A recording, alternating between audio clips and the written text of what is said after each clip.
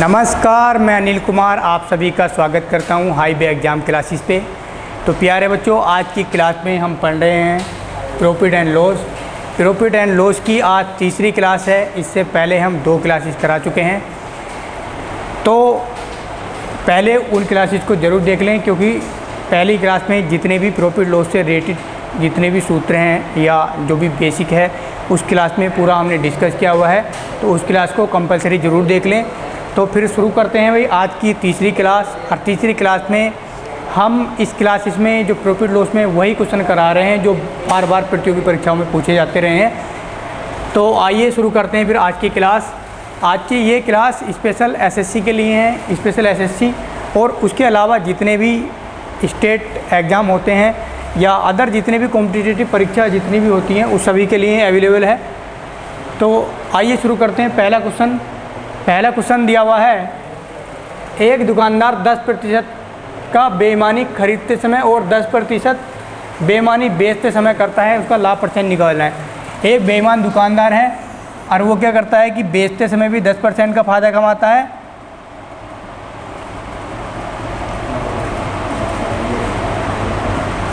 बेचते समय भी 10% का फ़ायदा कमाता है और ख़रीदते समय भी 10% का फ़ायदा कमाता है।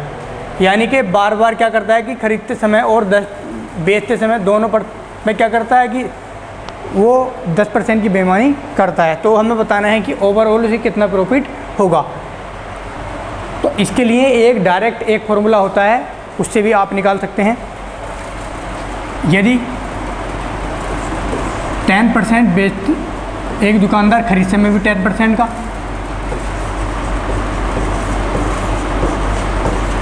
खरीदते समय और बेचते समय भी 10%,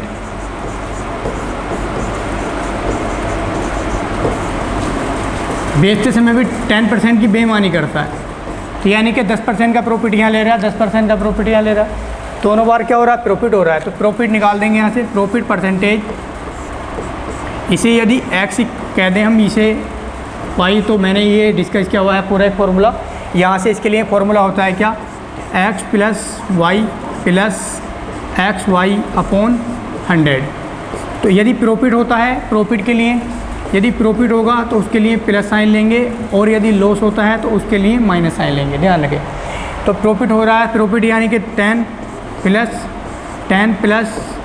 10 मल्टीप्लाई 10 अपॉन में कितना 100। 2 जीरो से 2 जीरो कट हो गए, कितना आ गया भाई 20 और 1 21%। तो ओवरऑल कितना परसेंट का प्रॉफिट हो गया भाई, इसे 21% का प्रॉफिट हो गया। चलते हैं नेक्स्ट क्वेश्चन पे। Question number 2। क्वेश्चन नंबर 2 दिया गया है, एक आदमी कुछ संतरे 11 संतरे 1 रुपये की दर से खरीदता है और 10% लाभ कमाने के लिए 1 रुपये में कितने संतरे बेचने होंगे। इसमें कहा गया कि एक आदमी कुछ संतरों में 11 संतरे 1 रुपये की दर से खरीदता है और 10% का लाभ कमाने के लिए उसे कितने 1 रुपये में कितने संतरे बेचने होंगे। तो इसे करने के लिए 2 तरीके होते हैं, मैं बताऊंगा इसका सिंपल तरीका जो आसानी से आप इसे आसानी से कर सकें। तो खरीदते समय यानी कि सीपी और एसपी। पहले हम बताएंगे इसकी कीमत। देखो इसकी कीमत है कितनी,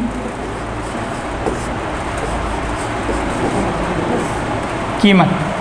पहले हम इसकी कीमत की बात करते हैं। तो 10% का लाभ कमाने के लिए यदि मान लो सीपी में इसकी कीमत 100 रुपये है, तो 10% का लाभ कितना हो जाएगा 110।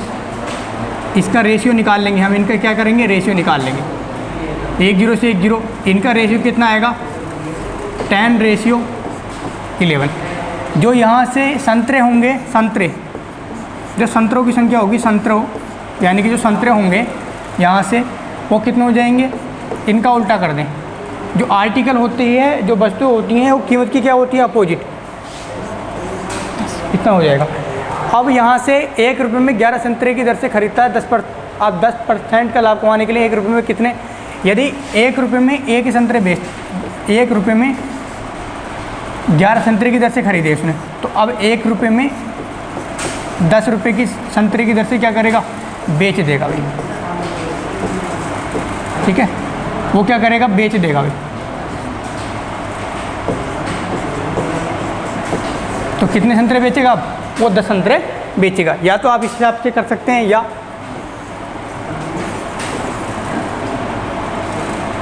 संतरे हमें निकालना है, संतरों की संख्या। अब संतरों की संख्या जब भी तुम्हें ऐसा क्वेश्चन आए तो एक तरीका और उसका करने का होता है क्या, इस प्रकार से आप इसे संतर कर सकते हो। 1 रुपये में 11 संतरे गुणा 10% का लाभ कमाने के लिए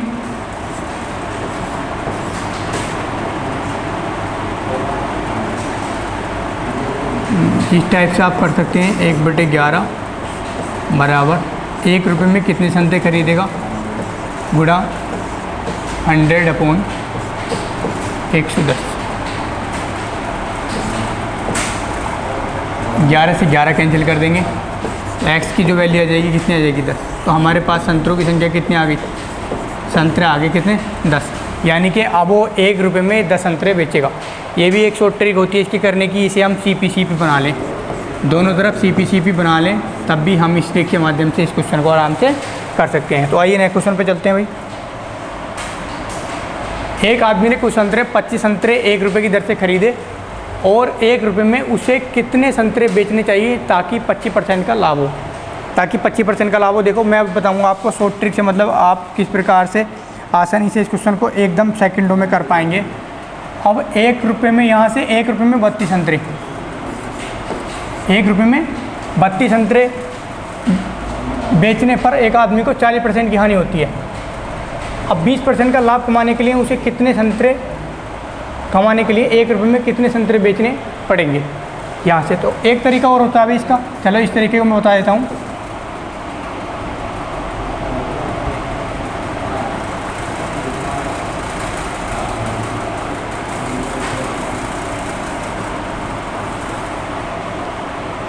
गुणा 40% की हानि होती है, CP बना लो भाई से,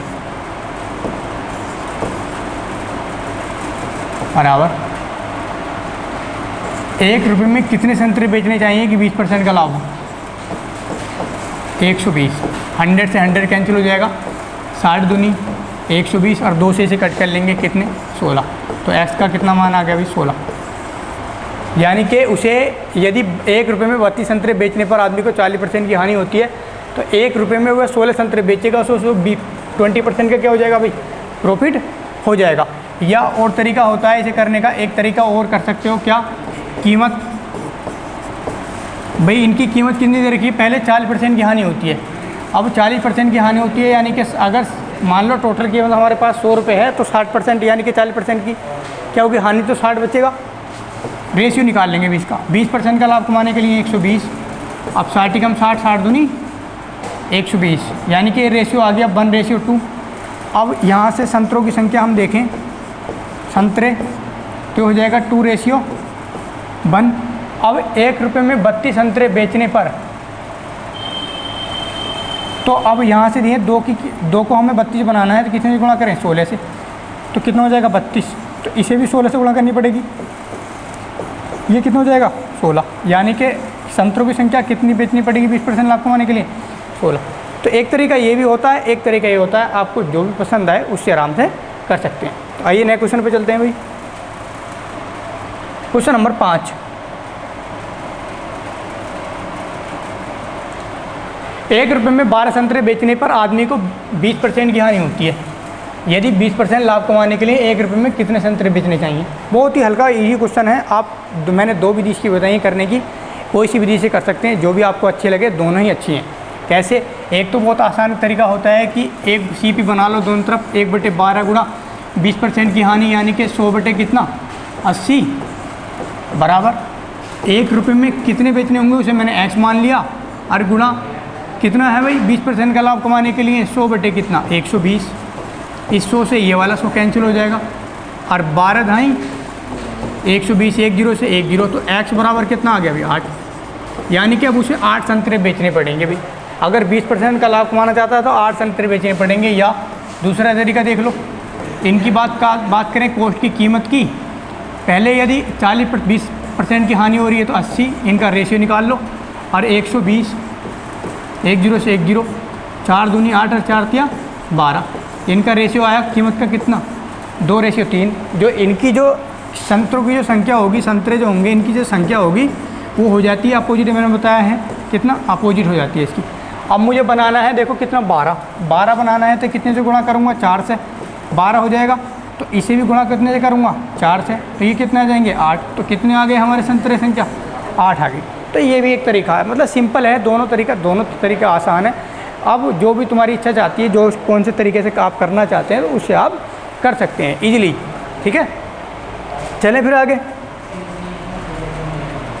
क्वेश्चन नंबर 6,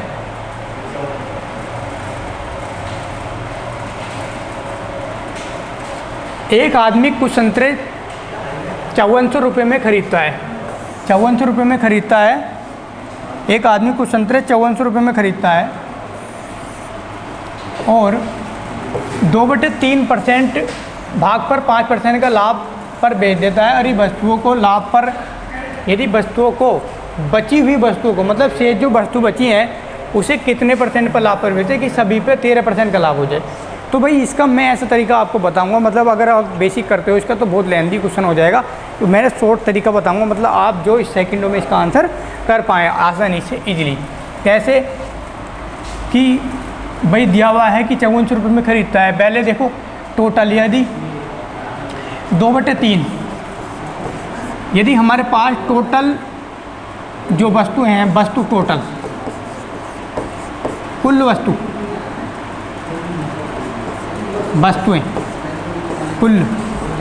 कुल वस्तुएं 3 हैं, तो इसमें से 2 पे क्या हो गया भाई, 2 पे 5% का लाभ हो गया। तो टोटल यानी कि जो बची हुई हैं, टोटल पर 13% का लाभ, तो बची हुई पर कितने % का लाभ पर बेचना पड़ेगा, ये है भाई। तो यहाँ से पहले यदि टोटल हमारे पास 3 है और 2 पर 5% का लाभ होता है, क्या हो रहा है भाई, 2 पे 5% का लाभ, तो 5 दूनी 10% का लाभ।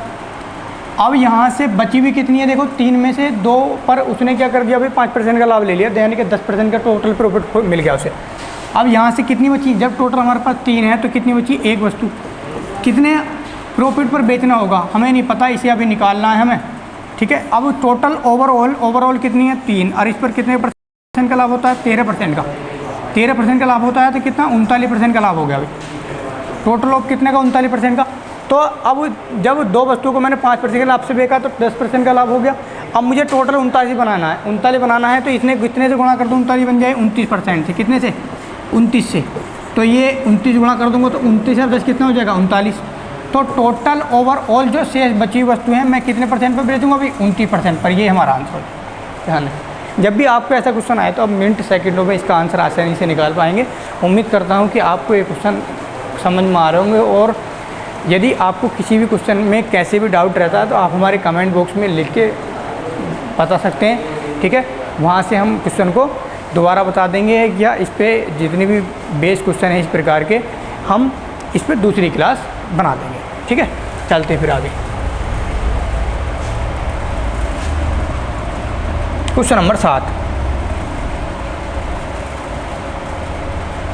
एक आदमी ने कुछ वस्तुएं कितने, 1,89,000 में खरीदी। ठीक है, और उसने 3/8 पर 12% के लाभ पर बेच दी, और बची हुई वस्तुओं को कितने प्रतिशत हानि पर बेचे कि टोटल ओवरऑल 4% का लाभ हो।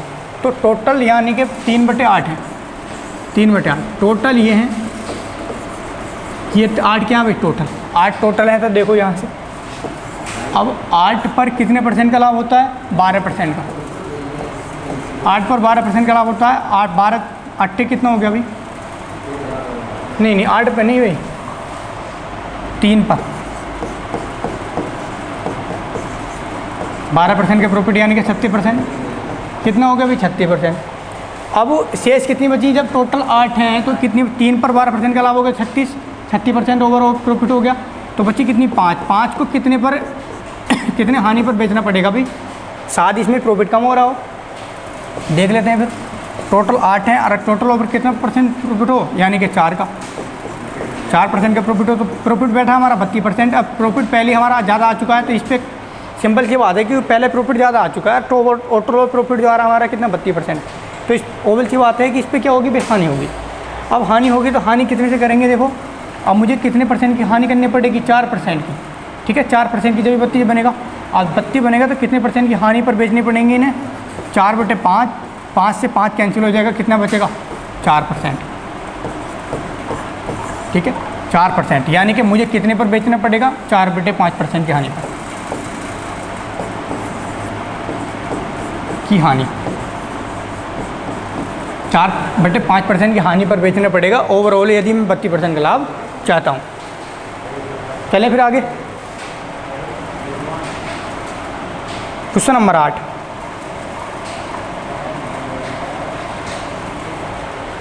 एक दुकानदार को अपनी वस्तुओं की कीमत पर क्रय मूल्य से कितने प्रतिशत ज़्यादा अंकित करना चाहिए कि 20% बट्टा देकर भी वह 10% का लाभ कमा सके। तो बहुत सिंपल क्वेश्चन है ये। ठीक है, इस प्रकार का जब भी कोई क्वेश्चन आए तो मैं इसके 2 तरीके बताऊंगा, आप सिंपली इसके आराम से कर सके। कैसे कि 20% का बट्टा देकर भी वह, एक तो तरीका ये होता है कि CP और SP का जो MP है, MRP, उसका रेशियो ले लो। कैसे रेशियो लोगे इसका, जिस पर प्रॉफिट होता है उसे MP लिखें, यानी कि प्रॉफिट कितना होता है 10% का, यानी कि 110, और बट्टे को लिखें 20%, यानी कि उसे लिखें CP में। अब इन्हें लिखेंगे तो यहाँ से 10 से 10, अब 8 से कितना हो गया भाई 11। अब हमें निकालना है कि यहाँ एक दुकानदार को अपनी वस्तु की क्रय मूल्य से कितने प्रतिशत ज़्यादा अंकित करना चाहिए ताकि 20% बट्टा देकर भी वह 10% का लाभ कमा सके। अब कितने परसेंट ज़्यादा अंकित करना पड़ेगा भाई, 3, और कितने पर, 8 पर, और गुणा कितना 4 दूनी 8, 25 चौक 100, 25 या 75, 75/2, 75/2 का मतलब 37.5%। तो 37.5% क्या रखना पड़ेगा भाई, ज़्यादा रखना पड़ेगा, जिससे उसे 20%, उसे 10% का लाभ हो जाए भाई। ठीक है, एक तरीका तो ये होता है अभी करने का। और दूसरा तरीका क्या होता है, हमें निकालना है यहाँ से कि कितना ज़्यादा अंकित करना पड़ेगा। तो अधिक अंकित मूल्य,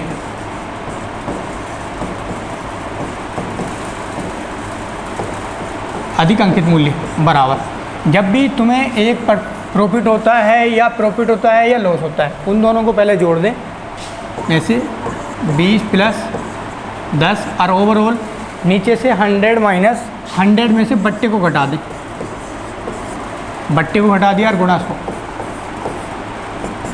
कितना बना 30, और नीचे कितना बना 80, और गुणा कितना 10 से 10, 4 दूनी 8, 25 चौक 100, 25 या 75/2, 75/2 का मतलब 37.5%। तो दोनों तरीके हैं, मैंने दोनों तरीके आपको बता दिए।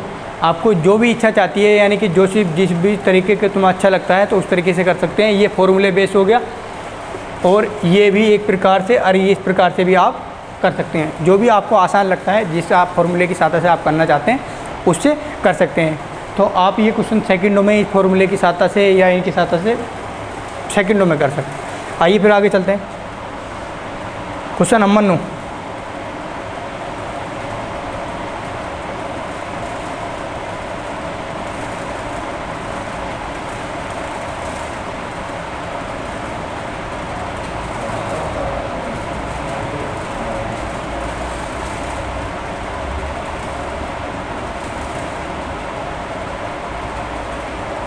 क्वेश्चन नंबर 9, एक दुकानदार को अपनी वस्तुओं की कीमत क्रय मूल्य से कितने ज़्यादा अंकित करनी चाहिए कि 10% बट्टा देकर भी 30% का लाभ हो। एक तो फॉर्मूला मैं बताऊं, देखो भी सिंपल, कितना अधिक अंकित करना चाहिए उसे।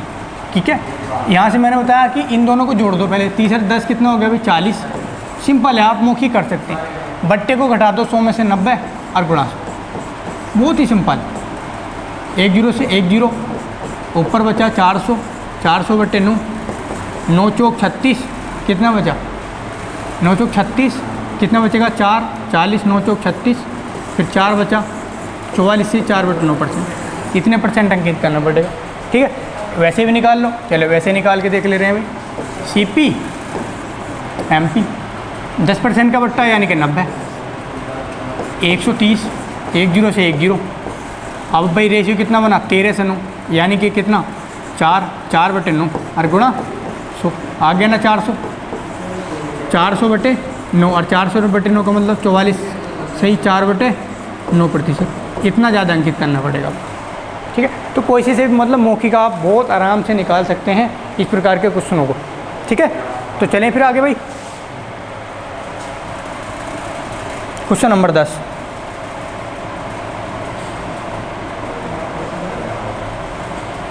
एक वस्तु को 1170 रुपये में बेचने पर एक आदमी 10% का बट्टा देता है, 30% लाभ कमाता है। अगर बट्टा न दिया जाए तो लाभ प्रतिशत ज्ञात करो। बहुत ही हल्का क्वेश्चन है, कुछ भी नहीं है। 10% का बट्टा देता है, 30% लाभ कमाता है, यानी कि CP MP। यदि 10% का बट्टा देता है यानी कि 90 और 30% का लाभ कमाता है 130, 10 से 10। तो इनका जो रेशियो बन के आया कितना आया भाई 9:13। यदि बट्टा नहीं दिया होता तो 13 पे बेचता भाई, बेचेगा नहीं। यदि बट्टा न दिया होता तब, यदि बट्टा न दे तो SP हमारा कितना होता भाई, SP हमारा 13 होता भाई। यदि मान लो छूट वगैरह ना दे, जो छूट दी जाती है MP पर वो हमारा SP होता है, ध्यान रखें। जो हमारे MP पर छूट दी जाती है, जो बट्टा दिया जाएगा क्या होता है अभी वो SP होता है। SP यदि हमारे वो छूट ना दे, बट्टा नहीं दे, तो हमारा जो SP होगा वो 13 होगा।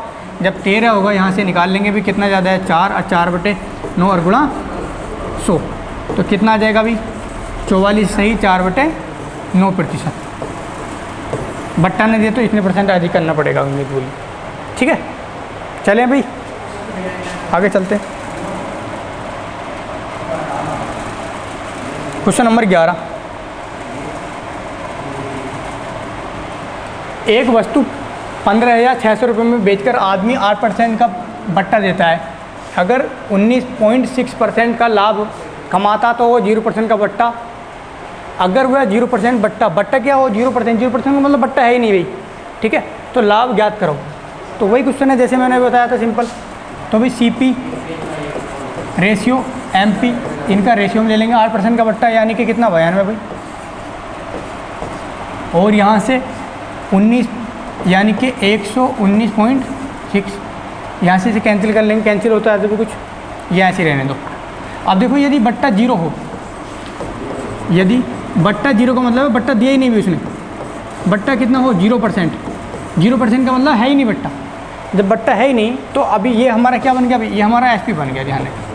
अब SP बन गया तो कितना हो गया ज़्यादा, देखो कितना हो जाएगा 0.6, 19 9 में से 2 27, यानी कि 27.6, 27.6 बटे 92 और गुणा 100। कितनी बार कैंसिल हो जाएगा अभी 3 बार, 0.3 का मतलब कितना 30% भाई। तो कितना आंसर आ गया हमारा 30%। यदि बट्टा 0% हो तो उसका लाभ जो होगा वो कितना होगा 30% का हो जाएगा, ठीक है। चलें फिर आगे, क्वेश्चन नंबर 12। एक दुकानदार 5 वस्तुओं की खरीद पर 3 वस्तुएं फ्री देता है। यदि 20% का बट्टा और देता और फिर भी 25% का लाभ कमाता। ये ऐसा क्वेश्चन बहुत आता है, बहुत कॉम्पिटिशन परीक्षा में पूछा गया है कि 5 वस्तुओं को देकर 3 वस्तु फ्री दे देता है। तो जब भी ऐसा क्वेश्चन आए तो मैं ऐसी ट्रिक बताऊंगा आपको जो शॉर्ट एकदम आप आसानी से कर सकें। तो CP, एक तरफ CP मान लें और एक तरफ MP, इनका रेशियो ले लें जैसे अभी हम कर रहे हैं। यदि 3 वस्तुएं फ्री देता है 5 वस्तुओं पर और 20% का बट्टा होता है, 20% का मतलब उससे CP में लिखें 80, MP में 25% का लाभ होता है यानी कि 125। अब देखो 5 वस्तुओं